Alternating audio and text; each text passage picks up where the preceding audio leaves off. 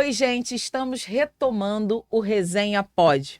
E nesse mês, em especial, a gente vai falar de desafios para as nossas mulheres, mas também na perspectiva de superação das violências que nós recebemos. Eu preciso lhe dizer que eu sou Renata Souza, a mulher mais votada da história da Assembleia Legislativa do Estado do Rio de Janeiro. E isso não é qualquer coisa. Isso representa a força que tem nossas mulheres, homens negros, que também constroem essa luta no chão da favela e da periferia. Então estamos aqui com Resenha Pod, com o nosso convidado especial, Sandro de Melo Justo, que é professor de Sociologia no Pedro II, doutor em Serviço Social pela UFRJ, meu coleguinha, tá? Fiz mestrado e doutorado na UFRJ também. Filhos da FRJ. Mestre em Educação pela UF, meu coleguinha também. Olha. Fiz pós-doc na UF, olha Boa. só. Licenciado em Sociologia, Educação Física e especialista em Pedagogia Crítica da Educação Física. Além disso, Sandro também foi aluno do Pedro II, o que é algo importante para o debate que faremos no dia de hoje. Bem-vindo, Sandro. Muito obrigado, Renata. Obrigado pelo convite. Obrigado por ter essa oportunidade de estar aqui, né, proliferando debates que são essenciais na conjuntura atual, né? Exatamente, Sandro. Estamos no mês de março, Março das Mulheres, um mês histórico de lutas, mas também de avanços políticos e necessários para a superação da violência contra a mulher, da misoginia, do racismo, do machismo, porque as mulheres encontram dois gatilhos quando elas são mulheres negras. O gatilho do machismo e do racismo também. Então, a gente vê isso expresso na violência contra a mulher. A maioria de mulheres assassinadas são mulheres negras, e isso não é um mero detalhe quando falamos de violência contra a mulher. Você deve estar me perguntando por que um homem nesse debate. E eu digo porque os homens precisam ser incluídos nesses debates. Afinal de contas, são os homens que matam as mulheres.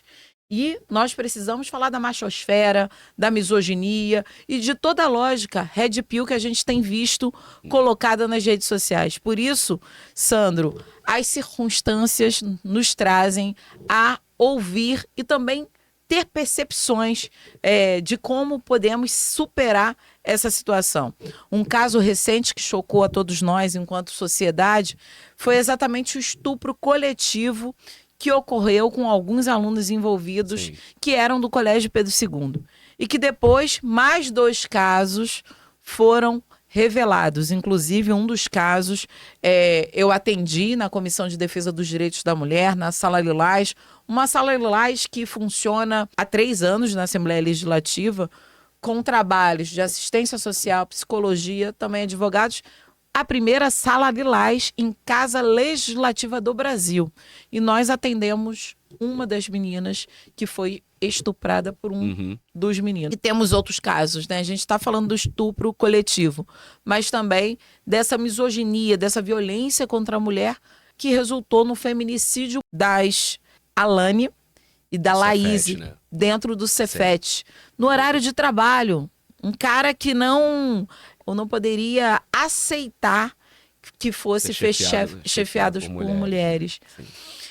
Então é isso. Então a gente precisa falar sobre o que muitas vezes estava velado e que vem à luz diante de estupros e de feminicídio. Então fala um pouco pra gente, Sandro, da sua perspectiva, ainda mais quando a gente fala de você, um homem professor, um homem, digamos, padrão dessa sociedade. E como pode contribuir com a perspectiva pedagógica e educativa para entendermos o que tem se passado e também para que a gente possa fortalecer e modificar essa realidade tão cruel para as nossas mulheres. Então, Renata, eu confesso que essa temática eu começaria levantando 2 reflexões aqui, né, bem pessoais.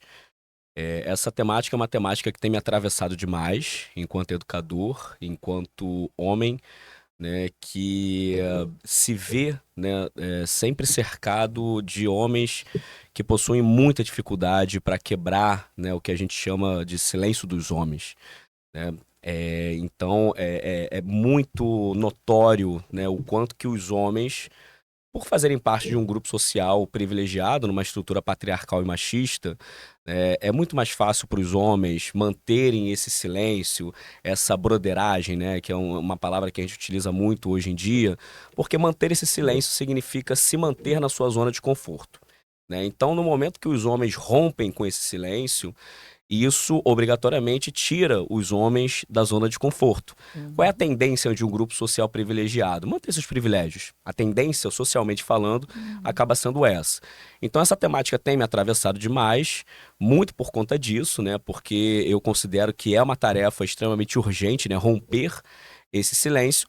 E um outro ponto que para mim é crucial, né? Se a gente quer debater hoje sobre o enfrentamento, né, ao crescimento da extrema-direita, o enfrentamento, né, aos movimentos fascistas, neonazistas, não só no Brasil, mas no mundo, isso tem que ter como eixo central o combate à misoginia, né? O fascismo, historicamente, foi sempre um movimento pautado por essa visão da masculinidade viril, violenta, invencível, né, sempre segura de si, né? Então isso sempre foi um símbolo, né, do fascismo. E quando a gente enxerga o patriarcado enquanto um sistema de poder, né, que é funcional à manutenção do modo de produção capitalista, e vê hoje que o movimento fascista, o crescimento da extrema-direita, ele acaba sendo uma resposta, né, à crise estrutural do capitalismo contemporâneo. Então, assim, não tem como a gente secundarizar essa luta, né, achando que debate de gênero é uma coisa secundária, é uma coisa menor, né, é algo que fragmenta as lutas. Muito pelo contrário. O debate de gênero, e especificamente o enfrentamento à misoginia, é um debate estrutural. Quando a gente fala, por exemplo, você mencionou os grupos Red Pills. Eu costumo dizer o seguinte, o movimento Red Pill, né, esse movimento formado por homens dessa machosfera, eles representam um projeto de sociedade. Eles representam um projeto de poder, eles representam um projeto de fascistização da sociedade, né? Então a gente não está falando de um movimento qualquer, existe um projeto político por trás disso, né? Esse movimento ele não surge do nada, ele não cai de paraquedas na sociedade brasileira, ele surge intimamente atrelado a um projeto político. Eu costumo dizer, e isso me pega demais enquanto professor, eu trabalho no ensino médio, né, do Colégio Pedro II do Campo São Cristóvão III. Então eu lido com os jovens diariamente. E tem sido cada vez mais notório para a gente a diferença em termos de letramento social e de gênero entre as meninas e os meninos, né? Então, por exemplo, no segundo ano do ensino médio lá no Colégio Pedro II e também no sétimo ano, a gente trabalha questões de gênero e sexualidade, né? É o título lá da nossa temática num trimestre específico. De anos para cá, né, a gente vem percebendo que quando a gente insere essas reflexões dentro de sala de aula, geralmente quem se engaja, né, nessas aulas, quem se engaja nas atividades sobre gênero na escola, geralmente são as meninas, geralmente são as servidoras mulheres. Sim. E dentro de sala de aula é sempre um silêncio dos meninos. E a gente tenta trabalhar com eles. Olha, galera, como você falou, né, quem agride, quem assedia, quem estupra, quem mata, somos nós homens. Então, a gente tem culpa nesse cartório. A responsabilidade também é nossa, né? E a gente tem percebido, né, ao longo desses últimos anos, essa necessidade de buscar ferramentas didáticas para inserir os alunos homens, né, os nossos meninos, dentro desse debate. Estudando como essa chamada machosfera funciona, a gente tem percebido, e eu tenho feito isso de forma incessante desde o final do ano passado até esse momento, né, estudar o discurso desses caras, abrir o perfil deles, ver todos os vídeos, canais de YouTube, grupos. E o interessante, Renata, é que eles são muito habilidosos na didática para conseguir cooptar a subjetividade desses meninos que passam por frustrações amorosas, Sim. que passam por ressentimentos, que quando chega a 14, 15, 16 anos de idade, eles começam a lidar com a questão da sexualidade.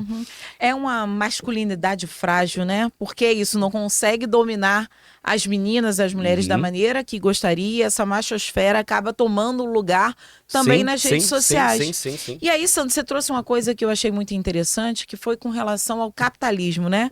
Sem o capitalismo, na lógica da reprodução da vida, e ainda mais o capital, que sempre subjugou as mulheres, né, numa lógica patriarcal de dominação, quando a gente vê também essas mulheres tomando os espaços de poder, também essas mulheres chegando nas grandes empresas, em grandes cargos, isso também deixa essa masculinidade frágil também ameaçada, impactada, né? E ameaçada. E aí Uhum. a machosfera, na verdade, ela vai funcionando como um sistema de reprodução e tentativa de subjugar essas mulheres. Sim, eu há poucos meses atrás eu participei de um programa que eram duas entrevistadoras, e aí quando elas foram me fazer uma das perguntas, acho que a primeira pergunta, uma entrevistadora fez uma ponderação que eu achei interessantíssima, né? E me deu, né, um bom fio condutor para desenvolver a minha reflexão, que ela falou, ela fez uma reflexão sobre toda essa conjuntura, né, de feminicídios, né, como que isso tem mobilizado, né, grande parte da sociedade, tem nos chocado bastante. E aí no final da fala dela ela pontuou assim: às vezes eu tenho a impressão que a gente está caminhando para trás. Né, foi a finalização da fala dela. E aí eu aproveitei esse gancho, né, e comecei a refletir sobre o seguinte: esse andar para trás, dentro do campo das ciências sociais, do campo da história, né, do campo da ciência política, é o que a gente chama de reacionarismo. Né? Então, o que é o reacionarismo? O reacionarismo é um movimento político que ele vai buscar retroagir, retroceder. Por quê? Porque ele está encontrando o avanço de forças políticas que ele julga, né, que devem ser combatidas. Então, todo movimento reacionário é um movimento que ele tem como ponto de partida uma leitura de que certos outros movimentos políticos estão avançando, estão quebrando um certo paradigma de poder social ou de controle de corpos. Com certeza. E a gente tem que retroceder. Sim. Então é muito didático essa alegoria do parece que estamos caminhando para trás. Porque quando a gente verifica o surgimento desses movimentos misóginos da chamada machosfera, está completamente casado, né, esse surgimento, esse boom desses movimentos, com uma resposta de homens que estão vendo os seus privilégios serem ameaçados. Eu costumo fazer uma comparação, que eu acho que é bem didática, que é a seguinte: se a gente pega uma menina de 14, 15 anos e um menino de 14, 15 anos, né, da geração atual, se a gente compara as condições de vida dessa menina de 14, 15 anos com as condições de vida da sua avó ou das suas avós, em várias dimensões, como sexualidade, liberdade sexual, autonomia sobre o seu corpo, a gente pode dizer que essas meninas vivem relativamente melhor do que as suas avós. Sim. Né? Em algumas dimensões, sim. Mas quando a gente pega os meninos, em termos de manutenção inquestionável dos seus privilégios masculinos, eles vivem pior do que os seus avós. Sim. Então, o poder patriarcal, o privilégio masculino, que hoje recebe questionamentos, recebe problematizações dos movimentos feministas, perdão, principalmente, esse tipo de problematização, né, há 30, 40, 50 anos atrás, isso não ocorria com a força e com a organização política que existe hoje. Isso cria, né, o que a gente tem chamado muito, tanto no campo das ciências sociais como no próprio campo da psicologia, da psicanálise, de um ressentimento de gênero. Né? É um conceito que tem surgido muito nesse debate. O ressentimento é exatamente isso. São meninos, são homens, né, que não estão sabendo lidar, né, com essa quebra dos seus privilégios, com essa maior problematização dos seus privilégios. E aí, quando surgem esses movimentos da machosfera, esses red pills, eles chegam para esses meninos e o discurso é sempre o mesmo. Homens, nós estamos vendo os nossos privilégios sendo questionados, a nossa masculinidade ela está sendo questionada, então o que a gente tem, qual é a culpa disso tudo? Das feministas. Então o movimento não é apenas a culpa das mulheres, o discurso deles é sempre o movimento feminista como se fosse uma representação do feminino, né? Então a culpa é dessas feministas, né? E qual é a solução? A gente tem que retomar o controle sobre essas mulheres. E aí por isso com violência, sendo que essa violência ela vai se manifestar, né, de diversas formas. Outro dia a gente viu viralizando imagens de jovem, e que o texto era: no caso dela disser não. Uma trend, né, que Uma viralizou. trend que viralizou. E aí eles começam, né? Se disse não, a gente vai agredir, vai esfaquear. esfaquear, Eu vai levei um te- susto, teve uma hora, eu tava assistindo, né? Eu fui assistir com a minha equipe essa trend. Eu levei um susto porque teve uma hora que um menino saca Puxa, uma arma. uhum. Eu fiz assim, olha quão violento foi pra mim também assistir aquela cena. Então eu queria também te pedir para falar um pouco sobre a necessidade da regulamentação das redes sociais. Precisamos enfrentar politicamente esse tema. E o combate à misoginia também precisa ser feito de maneira urgente e coordenada. Não adianta a gente ter o Pacto contra o Feminicídio, que é um programa nacional, ações e campanhas contra a misoginia, a violência contra a mulher, se não há regulamentação das redes sociais que provocam essa lógica. Não, com certeza. Eu costumo dizer que a luta contra a misoginia, né, e por consequência os seus efeitos, né, mais drásticos e violentos, né, como estupros e feminicídios e todo tipo, né, de violência de gênero, essa luta, ela tem que ser um projeto nacional, ela tem que ser um projeto de nação, ela tem que ser um projeto de sociedade. Não dá para você colocar nas costas de segmentos específicos. A escola tem que estar envolvida, a família tem que estar envolvida, o Estado tem que estar envolvido, toda a sociedade civil tem que estar envolvida. E quando a gente fala do envolvimento do Estado, entra, obviamente, a centralidade da regulação das redes. Por que eu coloco, né, o Estado, né, como protagonista nisso? Eu estava vendo um estudo de um grupo de pesquisa chamado NetLab, da FRJ, né? E Conheço. é bem famoso, ele tem feito pesquisas incríveis, né, no âmbito das redes sociais, produção de fake news, e ultimamente eles têm pesquisado bastante sobre... E o parêntese, né, contra os negacionistas, né? Que não acham que tem que investir em pesquisa, em ciência, em tecnologia, né? E a gente tem o NetLab trazendo um trabalho incrível na UFRJ. A partir das pesquisas que eles realizam, eles têm conseguido monitorar como funciona essa machosfera, esses grupos misóginos. E eu estava vendo uma pesquisa recente deles que mostrava o seguinte: em 2024, se não me falha a memória, foi 2023 ou 2024, eles fizeram uma pesquisa onde eles localizaram a existência de mais de uma centena, né, de canais no YouTube que destilavam discurso de ódio contra as mulheres, né, canais de YouTube misóginos. E nessa última pesquisa recente que eles colocaram, né, no perfil, no site deles, eles mostravam que cerca de 90% desses canais continuam ativos. Pois é. No YouTube. E monetizando. E monetizando. E é isso, ganha dinheiro. Ganha dinheiro. Por que esse debate é fundamental? Se depender dos donos das Big Techs, isso nunca vai parar de ser proliferado nas redes sociais, porque gera muito dinheiro. Ainda mais no Brasil, onde eles encontraram uma terra quase que sem lei com relação à regulamentação das Big Techs. Claro. Então, o Brasil hoje é quase que um oásis, né? Porque a gente vai ver que eles enfrentam sanções legislativas em países da Europa. Sim, esse debate, ele virou um debate interno, um debate mundial. E falando em debate mundial, eu quero chamar um VTzinho aí do caso Epstein. Our survivors of Epstein's are unhappy with those redactions that came out. Some of them, entire witness interviews are totally blacked out. Do you think that they should be more transparent? The fact that they thought they released too much. You know, I heard that, and you tell me something else. No, I think it's really time for the country to get onto something else. Really. You know, now that nothing came out about me, other than it was a conspiracy against me, literally by Epstein and other people. But I think it's time now for the country to maybe get onto something else. What would you say to people who feel like they haven't gotten justice, Mr. President? Something that people care about. Yeah, what did you say? Go ahead. What would you say to the survivors who feel like they haven't gotten You are the worst reporter. No wonder CNN has no ratings because of people like you. You know, she's a young woman. I don't think I've ever seen you smile. I've known you for 10 years. I don't think I've ever seen a smile on your face. You know why? You know why you're not smiling? Because you know you're not telling the truth. And you're a very dishonest organization, and they should be ashamed of you. É impressionante, né? Agora, o maior escândalo sexual envolvendo a elite política e econômica mundial, porque esses caras todos estão no poder, já estiveram no poder e se perpetuam no poder.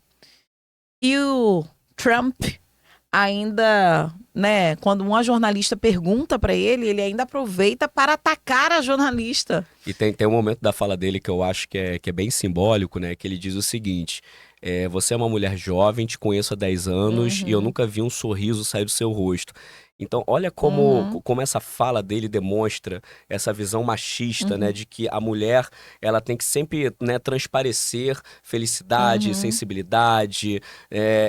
Quando uma mulher faz uma fala firme, ela é caracterizada como histérica, descontrolada, violenta. Então, não, a agressiva. mulher não. Você tem que estar sorrindo. Eu nunca vi um sorriso do seu rosto. Por quê? Porque provavelmente é uma jornalista que encara, que problematiza, que rebate. certeza. Então, essa fala reproduz muito, né, desse machismo tão enraizado, né, na nossa sociedade. Exatamente. E é um escândalo sexual, digamos assim, porque a gente está falando de meninas, mulheres colocadas como escravas sexuais de uma lógica de poder dos grandes empresários multibilionários, trilhardários do mundo, né? Então, Como que a misoginia, né, e o controle masculino sobre os corpos, né, femininos, como que isso atravessa, né, de forma umbilical, visceral, as estruturas de poder do nosso mundo. sim.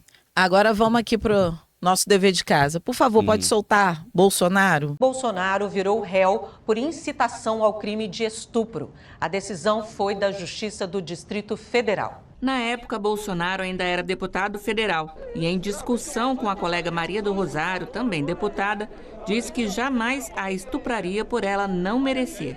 Bolsonaro foi processado e passou a responder às acusações no Supremo Tribunal Federal. Mas o processo foi suspenso em 2019, quando assumiu a presidência da República. Agora que perdeu o mandato e o foro privilegiado, o caso seguiu para a primeira instância da Justiça.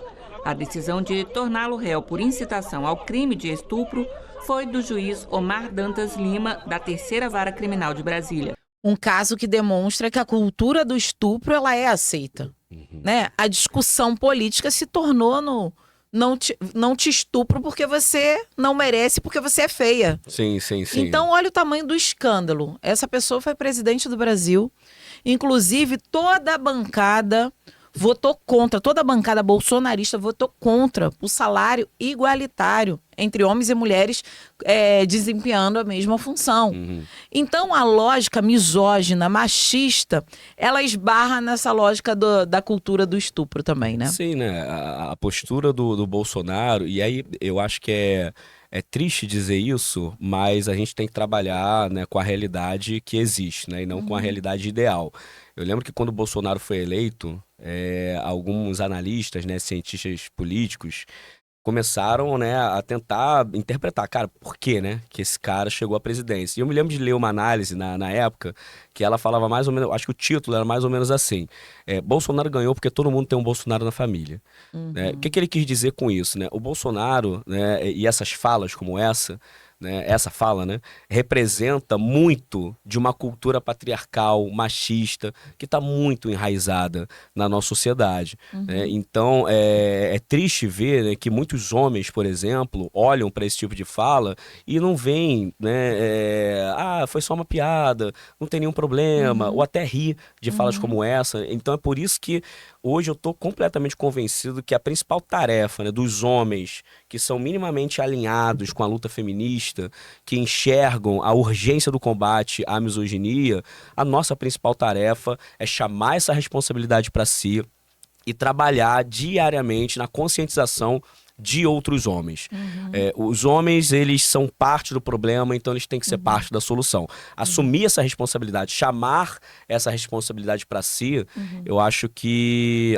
estou plenamente convencido que é a nossa principal tarefa hoje em dia. E é mais ou menos nesse sentido que a gente tem buscado atuar, né, no espaço escolar. No Colégio Pedro II, onde teve... Antes de você entrar na questão do Colégio Sim. Pedro II, eu queria comentar ainda essa fala do Bolsonaro, porque diz muito sobre a opção política desse campo de extrema-direita, desse campo bolsonarista, exatamente em utilizar as casas legislativas para manter a cultura do estupro de outras formas. Por exemplo, a gente vê mulheres bolsonaristas contra o aborto previsto em lei em casos de estupro. Então, crianças estupradas pelo pai, pelo avô, pelo tio, pelo vizinho, não podem, na cabeça desse campo de extrema-direita bolsonarista, fazerem o aborto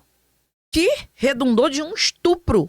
Quando uma criança, um adolescente contra uma mulher, não pode fazer o aborto que está previsto na lei. Então, a cultura do estupro, ela tem outras faces. Sim, sim, né? sim. Porque uma criança, né, pode ter filho do pai que a estuprou. E todo o debate que a gente faz com relação aquilo que a gente chama de central para chegar na escola, que é uma educação de gênero, um letramento de gênero nas escolas, eles também são contra. Eles também são contra. É doutrinação, né? É a doutrinação de uma lógica assim perversa. Então eles usam a misoginia na esfera de poder, né? A violência política de gênero também como prática para tentar silenciar mulheres como a Maria do Rosário. E não só ela, eu mesma já recebi uma enxurrada. Inclusive, os últimos e-mails que eu recebi de ameaça contra a minha vida, falava que eu seria estuprada coletivamente. É mesmo? Coletivamente. Então, antes mesmo do estupro coletivo, já vieram me ameaçar de estupro coletivo. E aí, com riqueza de detalhes, tá? Na minha casa, na minha cama, com tantos homens, e que fariam, e acontecia, e que cortariam parte do meu corpo para expor. Isso é coisa de neonazista, né? Então, esses caras, na esfera do poder, na esfera da violência política de gênero, têm os seus aliados na sociedade, né? Então, é absurdo o que a gente tem visto. Então, eu queria que você falasse um pouco dessa questão na escola, porque eu não tenho dúvida de que o letramento de gênero e racial são centrais dentro do ambiente escolar para que a gente possa ter uma política de médio e longo prazo. Porque hoje a política que temos, ela é punitivista, então ela é imediata. Sim. A gente não tem políticas para a prevenção dessas violências. Não à toa, na defesa, né, do Bolsonaro, ele fala: sempre defendi punição mais severa. A extrema-direita, ela só consegue, né, apresentar isso, né? Punições mais severas. Sendo que assim, a punição mais severa, a punição em si, ela já parte do pressuposto que o crime já ocorreu. Então, eles obviamente não apresentam nada que combata, né, a prevenção desses crimes. E a escola, obviamente, é um espaço que pode contribuir bastante. Falando do espaço escolar, eu queria pegar um gancho dessa sua última fala, Renata, e interligar, né, a misoginia, né, com o campo político da extrema-direita. Eu acho importantíssimo, gente, a gente deixar muito claro aqui o seguinte: se a gente quer combater a misoginia, o machismo estrutural, os crimes de estupro, de feminicídio, isso não será feito, né, com a extrema-direita. Essa força política, ela contribui para um cenário social que mantém esses problemas.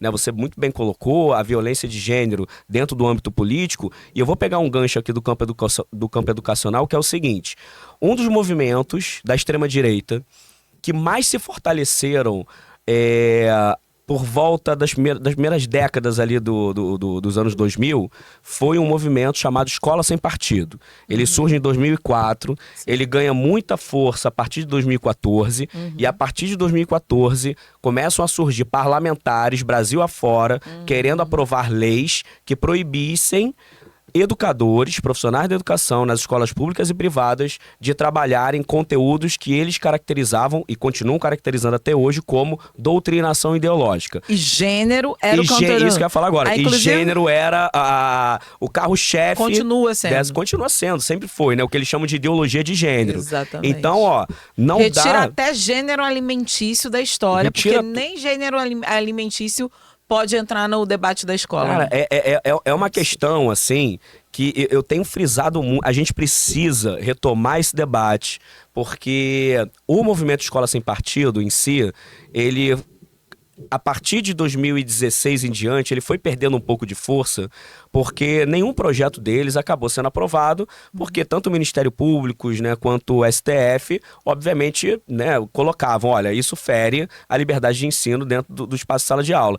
Mas o estrago que eles fizeram, Renata, dentro das escolas, foi avassalador, porque se criou um clima policialesco, né, onde alunos eram sempre motivados a filmar seus professores quando era um conteúdo, né, de caráter mais de crítica social. Os responsáveis, eles foram, né, induzidos por esse movimento a denunciarem, e hoje, né, a gente tem que dar nome a quem sempre fortaleceu isso. O Movimento Escola Sem Partido, como movimento político organizado, e a plataforma, né, na internet, que sempre foi a principal divulgadora desse movimento, que é a Brasil Paralelo.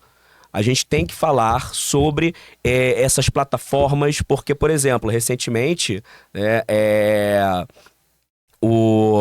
acho que viralizou, né, nas redes sociais o fato da Brasil Paralelo, em 2023, ter gravado um documentário que usava um laudo falso para dizer que a Maria da Penha mentiu ao fazer a sua denúncia, né, do seu ex-companheiro que tentou matá-la.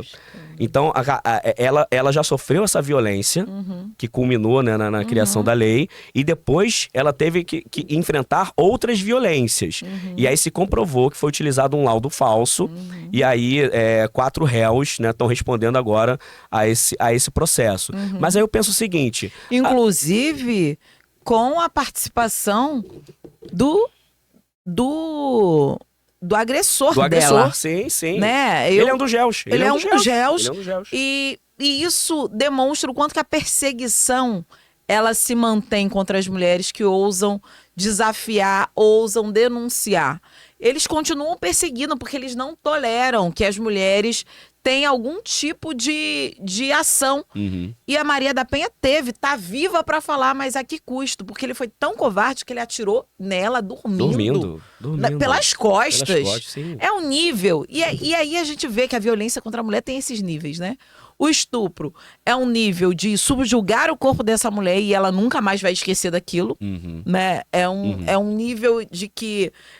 esse nível de poder sobre as mulheres, tentativa de manutenção de poder sobre as mulheres é terrível. Sim. Então, ainda hoje, Maria da Penha, com esse nível de articulação que ela tem, você ainda vê o agressor dela, né, ainda tentando deslegitimá-la, descredibilizá-la, não na sua denúncia, mas no seu corpo. Sim. Né? Ela levou um tiro nas costas que deixou ela paraplégica. E aí, Isso é um escândalo. quando você falou anteriormente, né, sobre regulação das redes, você olha sites como o da Brasil Paralelo, né, o documentário, obviamente, foi tirado do ar, sendo que você entra no site da Brasil Paralelo e você vê diversos materiais, né, manchetes, né, olha aqui, o professor trabalhando questões de gênero em sala de aula, tá doutrinando os alunos. Então, é importante no âmbito da educação e na sociedade como um todo, a gente enfrentar esse tipo de posicionamento.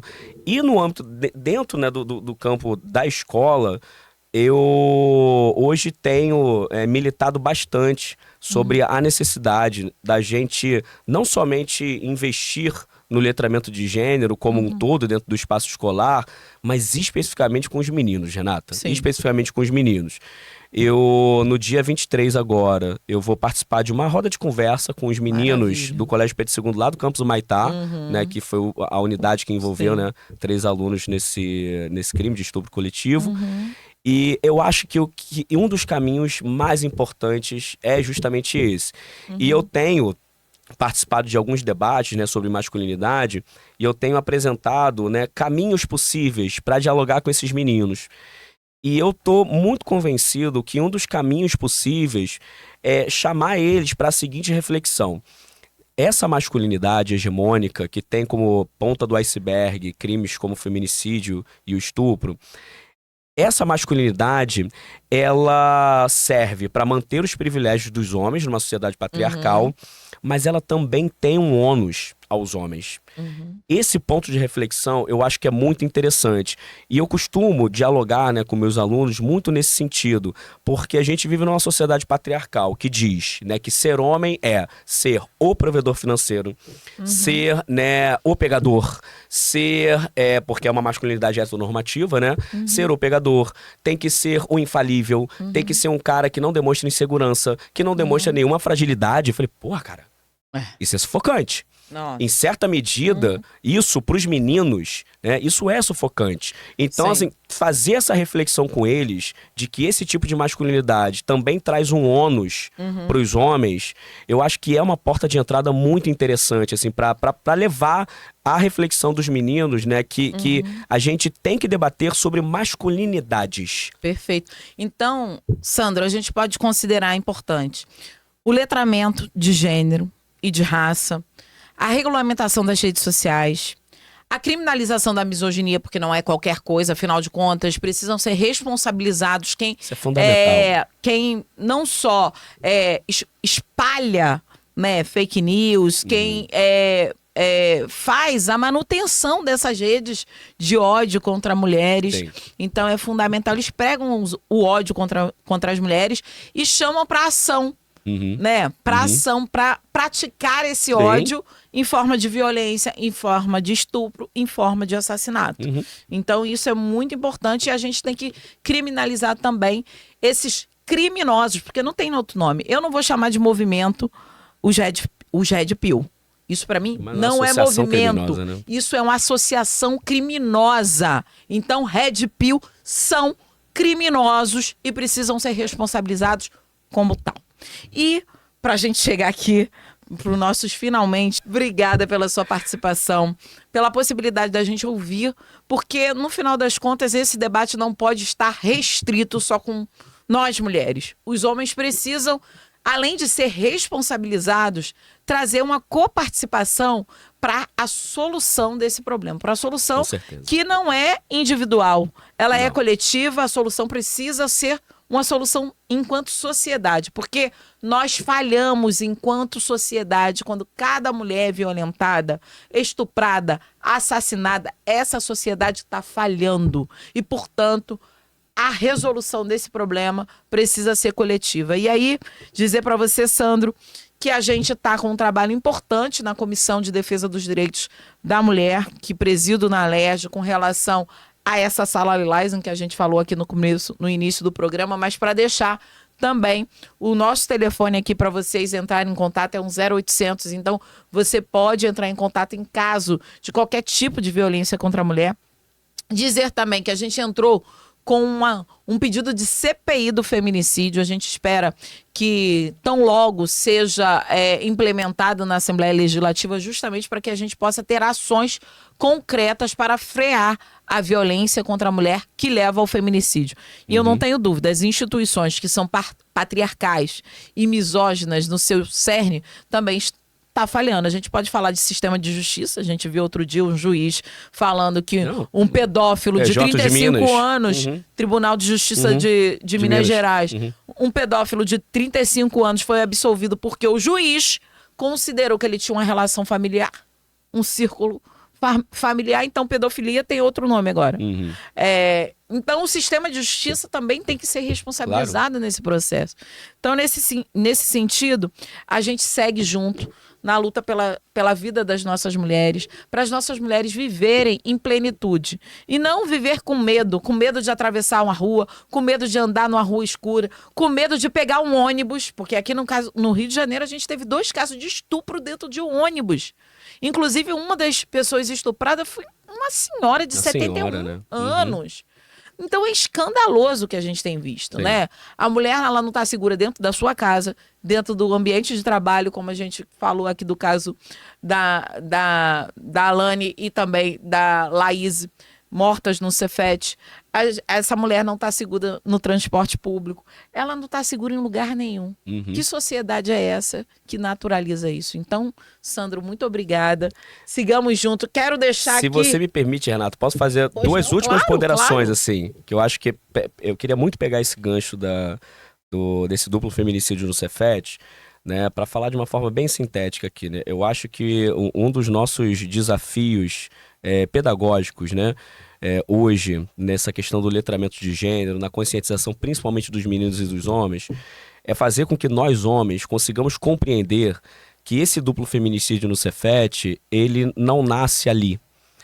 Ele nasce muito lá atrás. Claro. Ele nasce numa sociedade que educa crianças, meninos, para desde cedo terem aversão a tudo o que culturalmente se estabeleceu como feminilidade. Ele passa por essa adolescência, onde esse menino vai aprendendo que ser homem é não conversar, né, entre nós homens sobre nossas emoções, nossos sentimentos. E aí esses homens não conseguem dar nome às suas frustrações. Quando eles passam por essas frustrações, eles se acham menos homens e começam a viver essa crise, né, do quão homem eu sou nessa sociedade. Então é todo um processo que vai ter como ponta do iceberg, né, esses casos de feminicídio, né? Mas essa crise de identidade não pode redundar na violência contra a mulher, jamais. no assassinato de mulheres. A gente tem que ir pra cima, Sandro, porque eu não aguento mais. Eu não aguento mais olhar todo dia noticiários sobre mulheres violentadas, estupradas e mortas. Eu não aguento mais. E é por isso que os homens têm que assumir essa responsabilidade, justamente por isso. Né? Quando homens chegam e falam, não, mas as mulheres, eu falei, meu amigo, as mulheres estão nessa luta há séculos, entendeu? Então agora, vamos assumir essa responsabilidade, vamos fazer o nosso deverzinho de casa, vamos trabalhar nesse letramento de gênero com os nossos amigos homens, transformar os nossos grupos de amizade entre nós homens em grupos reflexivos. Vamos conversar sobre isso, não vamos falar só sobre futebol, né, sobre samba, vamos falar sobre isso, mas vamos também falar sobre nossas fragilidades, vamos puxar esse assunto sobre a importância da gente, né, tá na luta, né, contra a misoginia, contra o machismo. E uma última coisinha, Renata, eu e Renata, a gente nas próximas semanas, a gente vai participar, né, de rodas de conversa em escolas, lá no Cefet, inclusive. Então, esse tipo de ação, né, no espaço escolar, ele é muito importante, né? Levar esse debate para dentro da escola, participar desses momentos, né?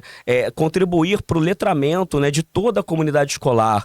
Eu acho que enquanto professor, eu sei que a escola não vai resolver todos os problemas da sociedade, é óbvio, mas eu ainda confio muito assim, no potencial pedagógico dos educadores, né? A potência que a gente tem dentro de sala de aula, né, para dar uma contribuição consistente para a transformação desse cenário, eu acho que é muito grande. Sem dúvida nenhuma, Sandro. Muito obrigada. Quero deixar aqui com você a nossa lembrancinha do Resenha Pod. Opa, tá ótimo. É uma lembrancinha nossa aí, da nossa resenha. Obrigado. Que costura não só esses debates que são essenciais para a nossa sociedade, mas também que traz a reflexão de maneira concreta nessa sociedade. Então, Resenha Pod, siga com a gente. Esse daqui é o Café com a Renata.